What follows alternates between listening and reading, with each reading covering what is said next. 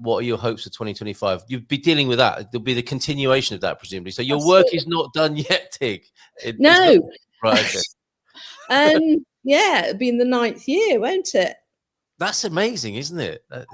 But not showing much sign of calming down, and new challenges in the pipeline, which you'll do your best to help people with. Not necessarily on an individual basis. It can't be done, as you said. There's a lot of people, so you'll have to just help people with the generalities of what they should anticipate and how they might be treated.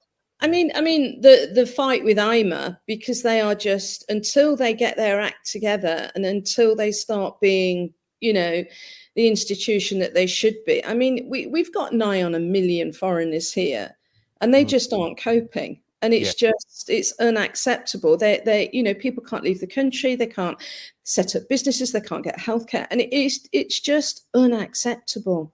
Right. People through that. It really, really is. Are you still making those sort of representations then at that level, government level? You are. You're knocking on their door. Yeah.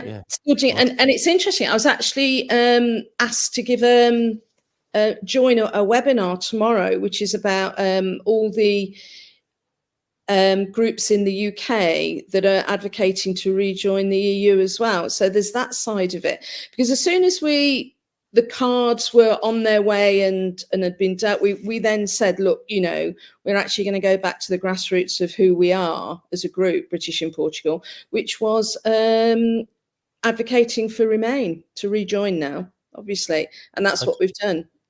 Right. Okay. As well as still helping people out with some of these issues. Yeah. It was because, me and the other guys, we had long chats about it. And it was, all the 60,000 UK nationals that were in Portugal needed our help, regardless of their political views or opinion on Brexit. We all needed the documentation.